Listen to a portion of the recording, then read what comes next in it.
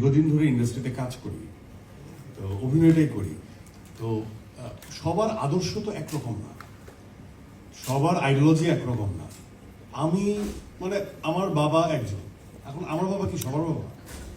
তাও তো না। সো আমার বেড়ে ওঠা, আমার অভিনয়ের সাথে সম্পৃক্ততা, আমি যে ফিলোসফি ওন করি, আমি যেভাবে পারফর্ম করি, আমি যে কাজটা করতে পছন্দ করি, আমি যেভাবে আমার লাইফ স্টাইল সাজাই, প্রত্যেকটা মানুষ, এখানে উপস্থিত প্রত্যেকটা মানুষ আলাদা। এবং আমাদের কাজের ধরন, আমি যে আইডিওলজি নিয়ে পারফর্ম করি সেটাও আলাদা।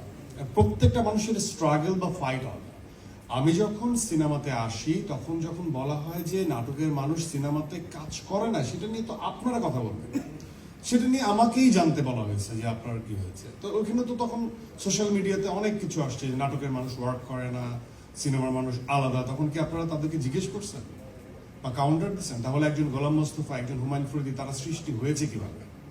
সো এটা তো আমাকে বলা না। আমার সবসময় মনে হয়েছে আমার যে অগ্রজ যারা ছিল, যারা সিনিয়র মেম্বার যারা ছিলেন, একজন আফজল হাসান, একজন হুমায়ুন ফরিদি, তাদেরকে ডিচ করে একজন ইভেন তো একজন মোশাররফ করিম, একজন চঞ্চল চৌধুরীকেও ইঙ্গিতপূর্ণভাবে কথা বলা হচ্ছে, কারণ এটা একটা অসত্য কথা, এটা একটা মিথ।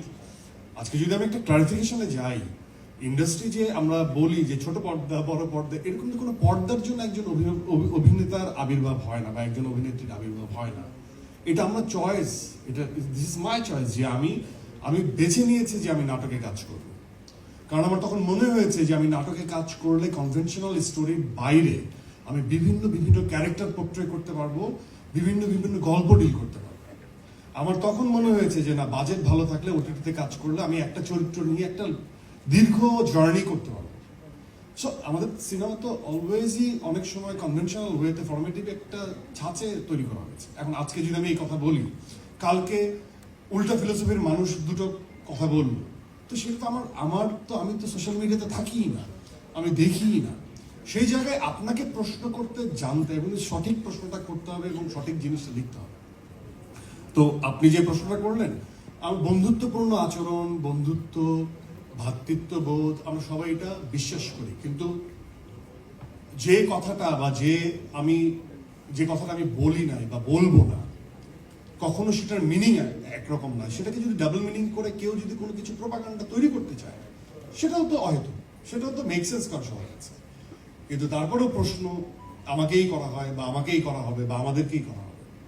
সো আমি এখনো প্রমাণে বিশ্বাসী। আর 2 নম্বর হচ্ছে ইন্ডাস্ট্রির স্বার্থ, আমাদের ব্যক্তি স্বার্থ আগে ঠিক করতে হবে যে আমি কি বেড়ে উঠছি কিনা। কারণ আমরা মুখে বলবো ইন্ডাস্ট্রির স্বার্থ এবং তারপর আমি চিন্তা করবো আমার ব্যক্তি স্বার্থ, তাহলে তো এটা তো ডাবল স্ট্যান্ডার্ড গিরি। সো আপনারা ইন্ডাস্ট্রির অংশ, আপনাদের স্বার্থ চিন্তাও করবেন যেমন, ইন্ডাস্ট্রির স্বার্থ তেমন চিন্তা করবেন। তো সেই জায়গার থেকে আমার কাছে মনে হয় যে কোলাবোরেশন ওয়ার্ক, যেটা দুজন মানুষ একসাথে কাজ করবে, সেই আন্ডারস্ট্যান্ডিং আসা উচিত, সেটার এক্সক্লুসিভিটি থাকা উচিত। মুখে মুখে বলে দিলাম যে এটা একটা ক্যামিও, স্পেশাল অ্যাপিয়ারেন্স বাংলাদেশে হয় না। সো আমার যেমন সুরঙ্গ মাসাদের চরিত্রটা তাণ্ডবে যেভাবে আছে, সেটা আমার কাছে মনে হয়েছে this is one kind of cameo. কারণ একটা চরিত্র এসে একটা ইউনিভার্স ওপেন করে যাচ্ছে, কারণ সুরঙ্গ মাসাদ তো তাণ্ডবের কোনো অংশ না। তো সে এসে যখন তাণ্ডব ট্যুর এই ইউনিভার্স তৈরি হয় বা সুরঙ্গর ইউনিভার্স তৈরি হয়, সেটা খুব প্রমিজিং। সো আমরা চাই হচ্ছে প্রত্যেকটা মানুষকে গেস্ট অ্যাপিয়ারেন্সের কথা বলে তাকে প্রপার সম্মানটাও দিতে, টিম এটা ইনশিওর করা উচিত। আর কোলাবোরেশন ওয়ার্ক সবসময়ই আমি বলবো যে খুবই সুন্দর কিছু হয়। এতে বোঝা যায় যে আমরা একটা টিম, ইন্ডাস্ট্রির সবাই এক। আবার এটার ডিমেরিটসও আছে যে কেউ যদি অনেক বেশি এই তাগিদ দেখায়, তাহলে এক্সক্লুসিভিটি নষ্ট হয়। কারণ আমি যদি প্রত্যেকটা কাজই যদি এরকম হয় যে কেউ না কেউ কারোর সাথে করছে, কেউ কারোর সাথে করছে, কেউ কারোর সাথে করছে, তাহলে আমার ওইটার নিজস্বতা, যে বিউটিফুলনেস, ওইটার যে মাধুর্য, সেটা নষ্ট হয়। তখন মানুষ আবার বোর ফিল করবে যে একই জিনিস আর কতবার দিই। সো আমার মনে হয় যে প্রত্যেকটা জিনিসেরই প্রপার সময়ে প্রপার জায়গায় ইনভেস্ট করা উচিত। এটা আমরা যেমন পারফর্মাররা চিন্তা করবো, প্রডিউসাররাও আসলে ওইভাবে চিন্তা করলে ভালো। কারণ একসময় যখন আমি নাটক করতাম, তখন আমাকে বলা হতো যে অপূর্ব আর আপনার নিয়ে একটা নাটক করি।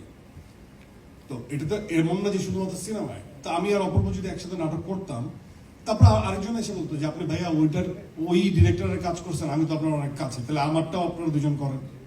তাহলে ওইটাও করলাম। তারপরে এক্সক্লুসিভ ব্যাপারটা তো তখন হারায় যায়। আমার মনে হয় যে এটা এত প্রেশার নেওয়ার কিছু নাই, ভাবার কিছু নাই। গল্প যখন আমাদেরকে ডিমান্ড করে, তখন একজন নির্মাতা যেমন ভাবে, প্রডিউসার যেমন ভাবে, তখন সেটা ঘটে যায়। এইটা কখনোই প্রি কনসেপ্ট হয় না, এটা আগের থেকে এরকম কোনো কিছু হয় না। আমাকে যখন পিচ করা হয়েছে গল্প, আমরা গল্প দেখি, গল্পের মধ্যে যদি ওই ম্যারিট থাকে তাহলে তখন আমরা নিজেদেরকে, এটা প্রত্যেকটা পারফর্মার, সেটা কোনো এক ব্যক্তি বিশেষ আছে দেখে আমি বেশি কাজ করব, এখানে আমার সাপোজ এই আঁকাতে আমি আছি বলে সে ভাই কাজ করছে, এটা কিন্তু না। গল্পের মধ্যে তার চরিত্রটাকে আমাকে সেল করা হয় না, গল্পটাকে তাকে পিচ করা হয় একজন পারফর্মারকে।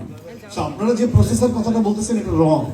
প্রত্যেকটা পারফর্মার গল্পে তার চরিত্র বুঝে তারপর কাজ করতে আসে। হ্যাঁ, তখন যদি সেতু ভাইয়ের সাথে আমার দেখা হয়ে যায়, তখন আমি তার যদি পূর্ব পরিচয়, আমার সাথে যদি আন্ডারস্ট্যান্ডিং ভালো থাকে, তখন মজা করে চরিত্রটা করা যায় বা সিকোয়েন্সটা করা যায়। সো আমার কাছে মনে হয় যে এটাই রিলেভেন্ট যে চরিত্র নিয়ে ডিরেক্টর পারফর্মারদের সাথে আগে কথা বলেন, সেখানে কে আছেন বলে কথা বলেন। সেই চরিত্রের পছন্দ যখন অ্যাক্টরদের হয় বা অ্যাক্ট্রেসদের হয়, তখন সে নিজেকে সেই সব কাজের সাথে সম্পৃক্ত করে। সো পারফর্মারদের কাছে, অভিনেতাদের কাছে সবার আগে গল্পটা তার পছন্দ হতে হবে, তারপরে প্রডিউসার, তারপর ডিরেক্টর, তারপর কো অ্যাক্টর। সো কো অ্যাক্টরের জায়গা অনেক পরে আসে, আমি এভাবে দেখি। এবং আমি যাদেরকে চিনি, আমার যারা বন্ধু মানুষ, তারাও এই জিনিসটাকে মানে দেখে বা পালন করে। আমার মনে হয় এটাই হওয়া উচিত।